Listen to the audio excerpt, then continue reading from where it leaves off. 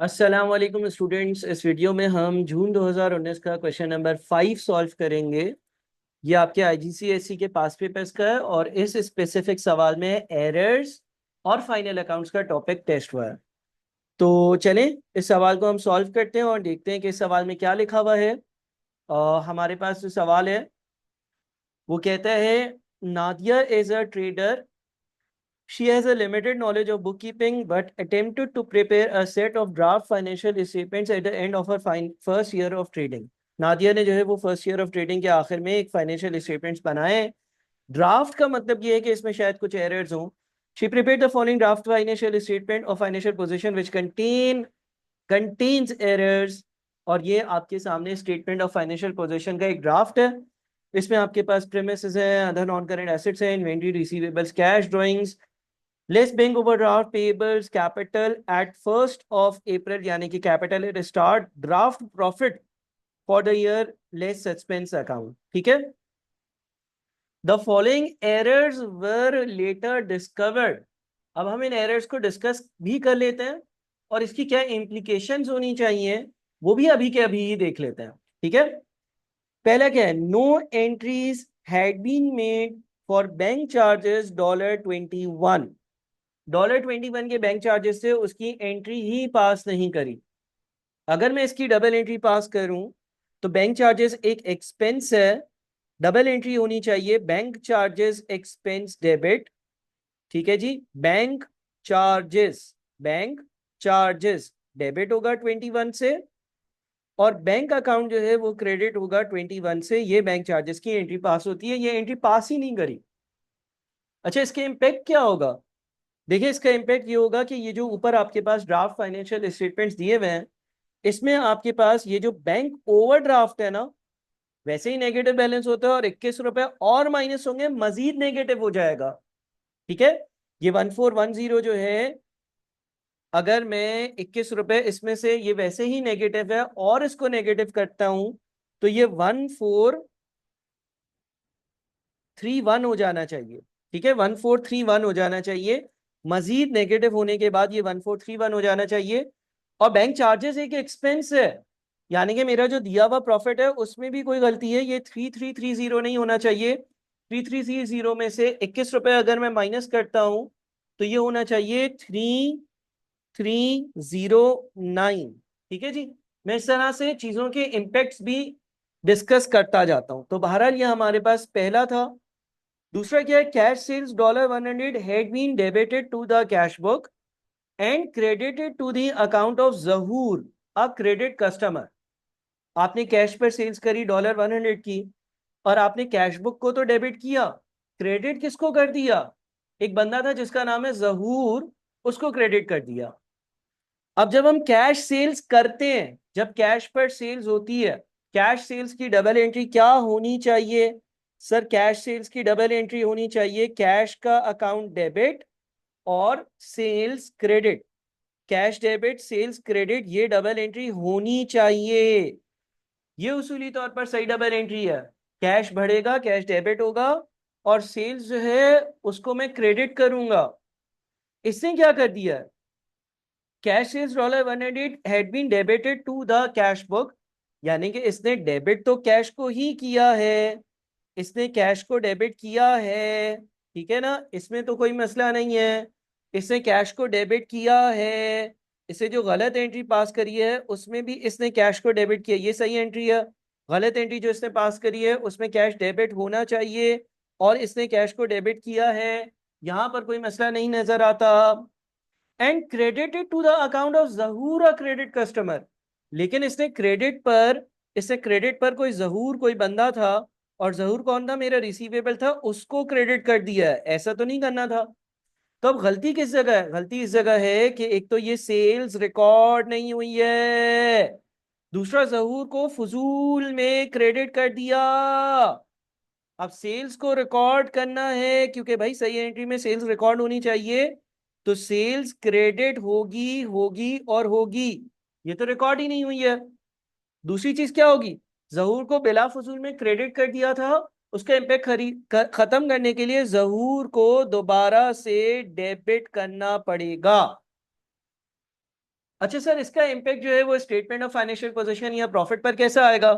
देखिए, आपके पास जहूर जो है वो एक रिसीवेबल है ना, आपके पास जो रिसीवेबल है 3000 के, ये 3000 नहीं बल्कि 3100 होने चाहिए, ये 3100 होने चाहिए। आपने बिला फजूल में यहाँ पर जो 100 रुपए कम करे हुए हैं वो कम नहीं होने चाहिए थे, जहूर वाले भी पैसे यहाँ पर शामिल होने चाहिए थे।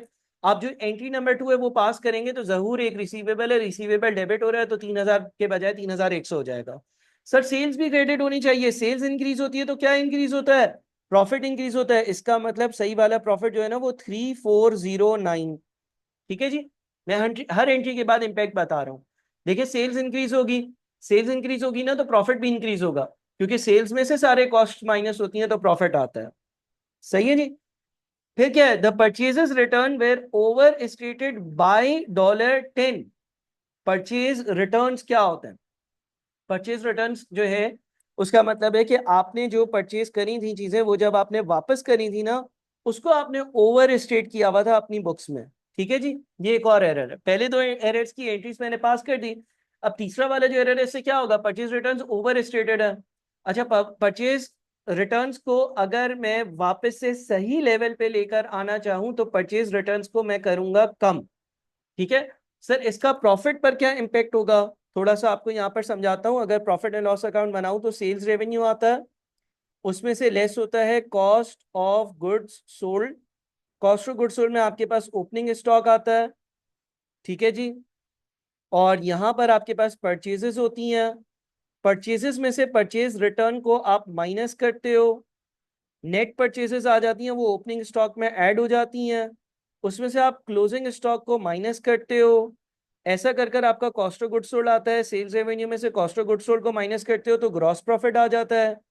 ग्रॉस प्रॉफिट में से आप ऑपरेटिंग एक्सपेंसेस को माइनस करते हो, ऑपरेटिंग एक्सपेंसेस माइनस करने के बाद जो आंसर आपका आ जाता है वो नेट प्रॉफिट आ जाता है। ठीक है जी, अब गौर से सुनिएगा उसने गलती क्या की हुई है। Purchase returns were overstated by $10, उसने परचेज रिटर्न को ज्यादा दिखा दिया। इसका क्या इम्पैक्ट हुआ होगा, अगर मैं परचेज रिटर्न को ज्यादा दिखा दूं, अगर मैं इस स्पेसिफिक वैल्यू को ज्यादा दिखा दूं, मान ले परचेजेस थी 200, परचेज रिटर्न थी 10, तो 200 माइनस 10 होना चाहिए 190। लेकिन मैंने परचेजेस 200 थी, परचेज रिटर्न को 10 के बजाय 20 दिखा दिया। जब मैंने परचेजेस को 10 के बजाय 20 दिखा दिया तो 200 माइनस 20 ये 180 हो गया। ओपनिंग स्टॉक उसमें ऐड हुआ, क्लोजिंग स्टॉक माइनस हुआ। अगर आपकी परचेज रिटर्न ओवर स्टेटेड होती है ना, ओवर स्टेटेड होती है तो कॉस्ट ऑफ गुड्स सोल्ड कम दिखती हैं। ठीक है, देखिए अगर आप इसको बढ़ा देंगे ये ज्यादा होगा, माइनस होने वाली अमाउंट ज्यादा होगी, तो माइनस होने वाली अमाउंट ज्यादा अगर होगी तो ये अमाउंट कम हो जाएगी, जब ये अमाउंट कम हो जाएगी तो ये अमाउंट भी कम हो जाएगी, जब ये अमाउंट कम हो जाएगी तो प्रॉफिट बढ़ जाएगा, क्योंकि आप छोटी चीज कम वाली चीज माइनस कर रहे होगे।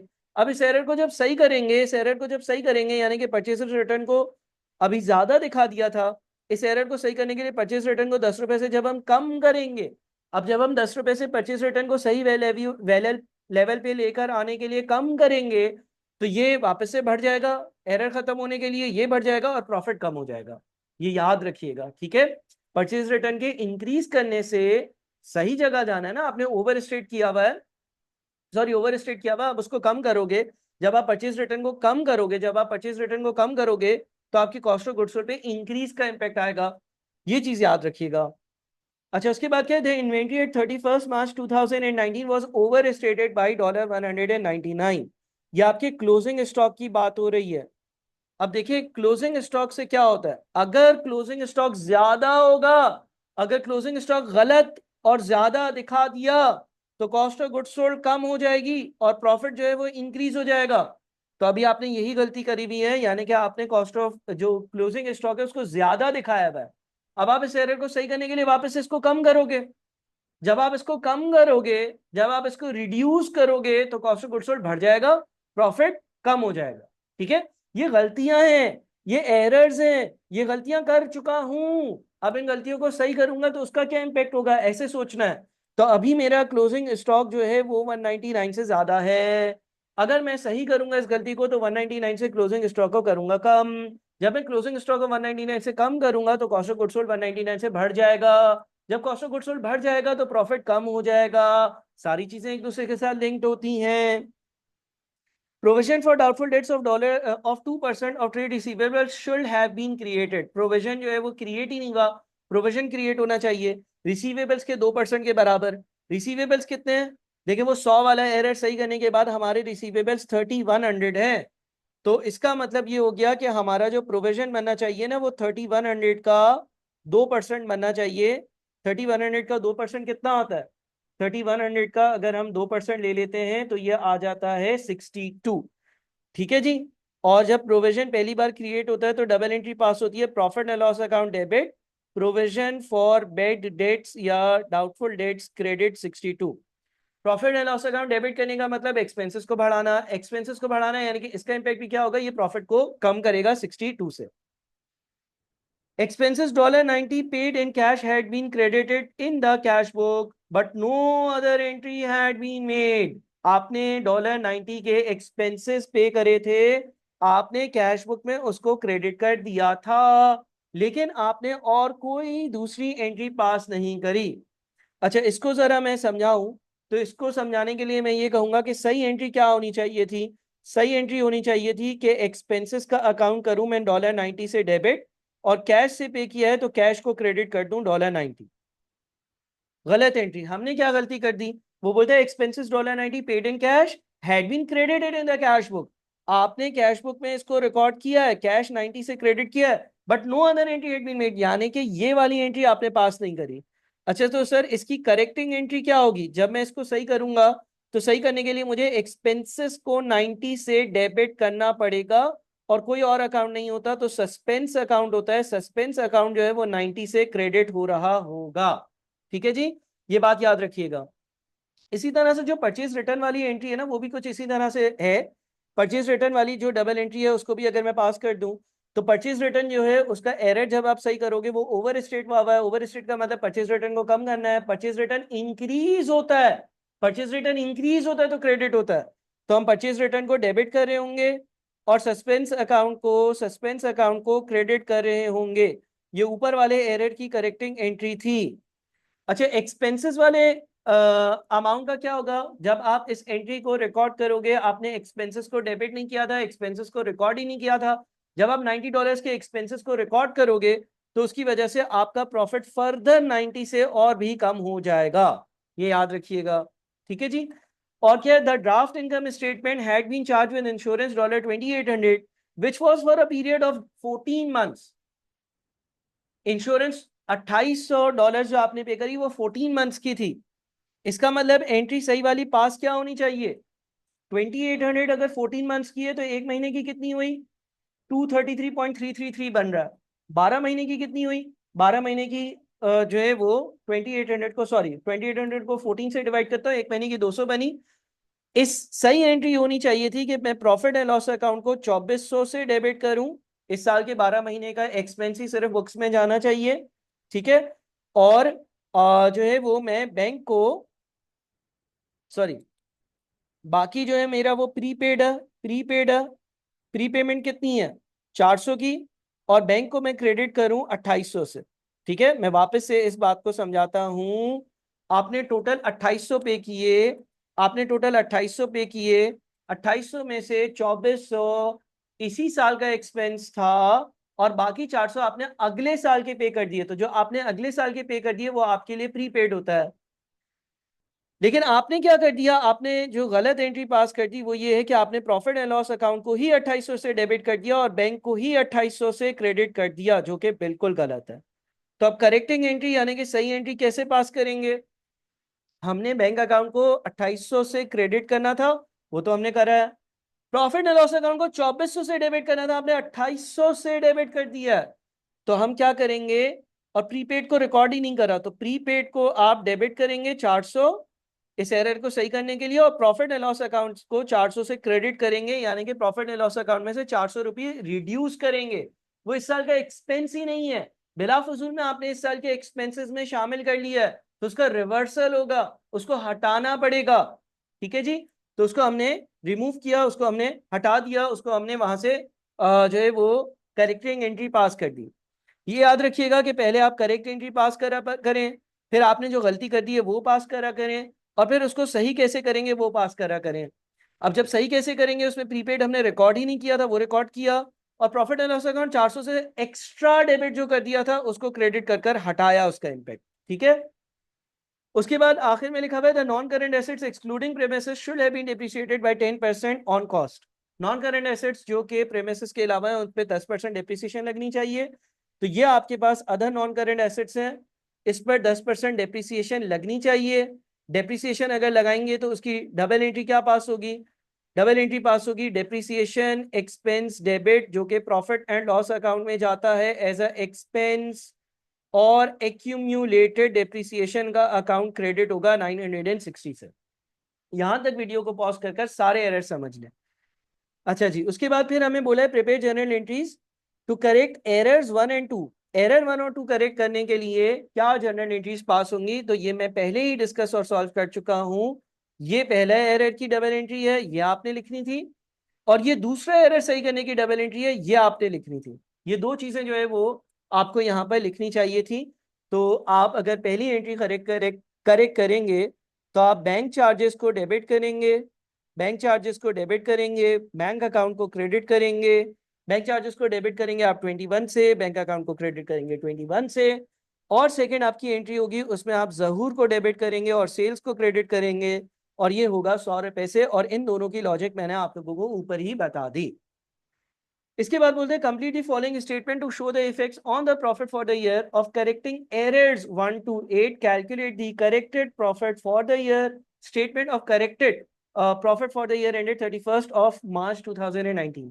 देखिए आपको गलत वाला प्रॉफिट दिया हुआ था, अब आपको बताने हैं error 1, error 2, error 3, error 4, error 5, error 6, error 7 और एरर 8 की वजह से प्रॉफिट पर क्या इंपैक्ट होगा और सही प्रॉफिट कैलकुलेट करना है।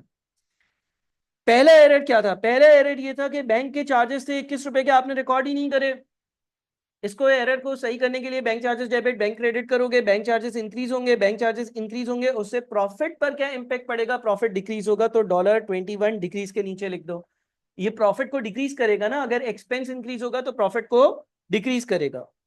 सेकेंड एरर क्या था, सेकेंड में आपने कैश सेल्स रिकॉर्ड नहीं करी थी। हमने डिस्कस करा अगर हम सेल्स को रिकॉर्ड करेंगे, सेल्स इंक्रीज होगी, सेल्स इंक्रीज होगी तो उसकी वजह से प्रॉफिट पर एक पॉजिटिव इंपैक्ट जाना चाहिए, और प्रॉफिट जो है वो इंक्रीज होना चाहिए, तो प्रॉफिट इंक्रीज हो जाएगा। थर्ड चीज क्या थी, थर्ड चीज ये थी कि परचेज रिटर्न ओवर स्टेटेड थी, परचेज रिटर्न ज्यादा थी। अब परचेज रिटर्न को कम करेंगे 10 से, सही करने के लिए आपने गलती से ओवर स्टेट करी हुई थी, ज्यादा रिकॉर्ड करी हुई थी। परचेज रिटर्न को कम करेंगे तो एक्सपेंसेस इंक्रीज होंगे, एक्सपेंसेस इंक्रीज होंगे तो प्रॉफिट डिक्रीज होगा, तो इसका मतलब ये 10 यहां आ जाएगा। फिर error number 4, inventories at 31st March 2019 was overstated by $199। Closing inventory overstate हुई हुई थी, सही करोगे तो क्लोजिंग इन्वेंट्री को कम करोगे, क्लोजिंग इन्वेंट्री को कम करोगे तो cost of goods sold increase होगा, cost of goods sold increase होगा तो प्रॉफिट डिक्रीज होगा। तो इसका मतलब ये हो गया कि 199 जो है उसकी भी जगह यहां पर है। उससे अगला क्या है भाई, उससे अगला आपके पास provision for doubtful debts of 2% of trade receivable should have been created. Provision बनाई ही नहीं, मिस कर दी। अब जब इसको रिकॉर्ड करेंगे तो 62 का एक्सपेंस अपनी बुक्स में ज्यादा चार्ज होगा, उसको रिकॉर्ड कर दिया। उसके बाद क्या है, expense of $90 paid in cash has been credited in the cash book but no entry other entry had been made. तो एक्सपेंसेस को रिकॉर्ड करेंगे तो एक्सपेंस के अकाउंट को डेबिट करेंगे, एक्सपेंस के अकाउंट को डेबिट करना है यानी कि एक्सपेंसेस को इंक्रीज करना, तो 90 इधर आएगा यानी कि प्रॉफिट को कम करेगा। उसके बाद draft income statement had been charged with insurance $2800। इस साल की $2800 की इंश्योरेंस नहीं है, वो तो 2400 है। इसकी हमने सही वाली एंट्री देखी, हम प्रॉफिट एंड लॉस अकाउंट को 400 से क्रेडिट कर रहे हैं यानी कि एक्सपेंसेस को रिड्यूस कर रहे हैं। एक्सपेंसेस को इस साल के रिड्यूस करने का मतलब है प्रॉफिट को इंक्रीज करेंगे। आखिर में लिखा हुआ है नॉन करंट एसेट्स की डेप्रिसिएशन नहीं लगाई थी, डेप्रिसिएशन चार्ज करेंगे 10% के हिसाब से, डेप्रिसिएशन चार्ज करेंगे, एक्सपेंस है, एक्सपेंस इंक्रीज होगा तो प्रॉफिट डिक्रीज होगा। तो आप देख लेते हैं कि हमारे पास इंक्रीज के नीचे लिख देते हैं 500 और डिक्रीज के नीचे 21, 10, 199, 62, 90 और 960। यह आता है 1342। 1342 में से 500 माइनस करते हैं तो बच जाता है हमारे पास 842। 842 से हम अपने करंट साल का प्रॉफिट जो है वो कम करेंगे, तो 3330 माइनस 842 यह आता है 2488। 2488 नया वाला और सही वाला प्रॉफिट 2488 होगा, ठीक है जी। आगे क्या काम करना है, आगे आपने स्टेटमेंट ऑफ फाइनेंशियल पोजीशन, सही वाली स्टेटमेंट ऑफ फाइनेंशियल पोजीशन बनानी है। अब सही वाली स्टेटमेंट ऑफ फाइनेंशियल पोजीशन कैसे बनेगी भाई, डॉलर डॉलर डॉलर, 3 कॉलम्स बना लेता हूं, ठीक है। सबसे पहले आपके पास कौन से एसेट्स आते हैं, नॉन करेंट एसेट्स, आप पूरी चीज लिखेंगे, मैंने सिर्फ एनसीए लिख दिया। अच्छा, नॉन करेंट एसेट्स में आपके पास क्या होगा भाई, कॉस्ट है इनकी, इनकी एक्यूमुलेटेड डेप्रिसिएशन है, और इनकी नेट बुक वैल्यू है। आप पूरा पूरा लिखेंगे, मैंने सिर्फ और सिर्फ शॉर्ट फॉर्म्स लिख दी हैं। कौन कौन से नॉन करेंट एसेट्स हैं, प्रेमिसेस हैं और अदर नॉन करेंट एसेट्स हैं। एक हमारे पास प्रेमिसेस है, प्रेमिसेस लिख देते हैं, और एक अदर नॉन करंट एसेट्स है। मैं इस तरह से लिख रहा हूं, आप पूरी बात लिखेंगे। प्रेमिसेस की कॉस्ट कितनी है, 31,000 प्रेमिसेस की कॉस्ट है, अदर नॉन करंट एसेट्स की 9,600 है, और 960 की इस पे डेप्रिसिएशन भी चार्ज करनी है। तो यहाँ पर ये 31,000 आ जाएगा, यहाँ पर ये 9,600 आ जाएगा। इन दोनों को अगर हम ऐड करते हैं तो 40,600 आ जाएगा। अगर हम एक्यूमुलेटेड डेप्रिसिएशन की बात करते हैं तो 960 ही सिर्फ है जो इस साल हमने चार्ज करी, यहाँ पर 960 आ जाएगा। अगर हम नेट की बात करते हैं, यहाँ पर नेट बुक वैल्यू अगर चीज़ों की लिख दें तो हमारे पास जो है वो 31,000 एक चीज़ की नेट बुक वैल्यू है, 31,000। और उसके बाद आपके पास अदर नॉन करंट एसेट्स के लिए 9600 में से 960 माइनस करो तो 8640 बच जाता है, और इसको अगर टोटल कर लेते हैं तो ये 39,640 बन जाता है, ठीक है जी। अच्छा, नॉन करंट एसेट्स के बाद आपके करंट एसेट्स आएंगे। करंट एसेट्स में क्या क्या होगा, करंट एसेट्स में आपके पास क्या क्या चीजें दी हुई हैं, आपके पास इन्वेंट्री है, ट्रेड रिसीवेबल्स है, कैश है। अच्छा, ड्राइंग्स, ड्राइंग्स करंट एसेट्स में नहीं आती हैं, गलत लिखी हुई है इसने। हाँ, इन्वेंट्री आएगी, रिसीवेबल्स है, रिसीवेबल में प्रोविजन लगाया है वो प्रोविजन आ जाएगी, या उसके बाद अदर रिसीवेबल्स हैं या कैश है, ये चीजें आ जाएंगी। तो आपके पास इन्वेंट्री है, इसके बाद आपके पास रिसीवेबल्स हैं, रिसीवेबल्स की आपने प्रोविजन फॉर बैड डेट्स भी बनाए हैं, वो भी आएगा। उसके अलावा अगर कोई कैश का बैलेंस है तो वो कैश का बैलेंस भी आ जाएगा। अच्छा सर, इन्वेंट्री की क्या अमाउंट लिखें, यहाँ पर इन्वेंट्री कितने की लिखी हुई है, यहाँ पर इन्वेंट्री लिखी हुई है 3170 की। और याद है आपने एक चीज करेक्ट करी थी, ये इन्वेंट्री 199 से बिला फजूल में ज्यादा थी। तो आप क्या करोगे, आप इसको एडजस्ट करोगे, यहाँ पर 31 कितनी लिखी हुई आ रही है, इन्वेंट्री 3170 लिखी हुई आ रही है। क्या आपकी इन्वेंट्री 3170 होनी चाहिए, नहीं, मेरी इन्वेंट्री 3170 नहीं होनी चाहिए, मुझे इसको 199 से कम करना चाहिए। 199 से अगर इसको मैं कम कर देता हूं तो मेरी सही इन्वेंट्री की वैल्यू 2971 होनी चाहिए, ठीक है जी। रिसीवेबल्स की बात करते हैं। रिसीवेबल्स हमारे पास 3100 के थे, 3000 दिए हुए थे और 100 जहूर वाले इंक्रीज हुए, और उसकी provision for depreciation, provision for bad debts हमने 62 की क्रिएट भी करी थी। तो हमारे पास नेट रिसीवेबल्स, आप सवाल भी सामने रखें, 3038 होने चाहिए, 3038 होने चाहिए, ठीक है। उसके बाद अदर रिसीवेबल्स भी एक आ रहा है। सर ये अदर रिसीवेबल्स कहाँ से आ गया, अदर रिसीवेबल्स जो है ना वो प्री पेमेंट्स की वजह से या प्री पेड की वजह से आया है। इंश्योरेंस का 2800 का अमाउंट था, 2400 इस साल का था, 400 रुपए प्री पेड था, जो 400 रुपए प्री पेड था वो अदर रिसीवेबल है। उसके बाद आपके पास कैश वाली अमाउंट आएगी। अच्छा, कैश वाली अमाउंट कितनी आएगी सर, कैश वाली अमाउंट यहाँ पर कितनी लिखी हुई है, 200 लिखी हुई है, इसकी कोई डबल एंट्री नहीं है, कोई करेक्शन नहीं है, तो 200 रुपए ही कैश वाली अमाउंट आ जाएगी। ये आपके सारे करंट एसेट्स भी हो गए। अब अगर मैं इनको ऐड करता हूँ, इन करंट एसेट्स को ऐड कर लेता हूँ, तो हमारे पास टोटल जो आंसर आता है करंट एसेट्स का 2971, 3038, 400 और 200 को ऐड करके 6609 बनता है। ये बनता है 6609। और अगर मैं टोटल एसेट्स लिख लूं, यानी कि ऊपर जितने भी एसेट्स हैं सबका टोटल लिख लूं, तो टोटल एसेट्स में आपके पास नॉन करंट एसेट्स भी ऐड होंगे।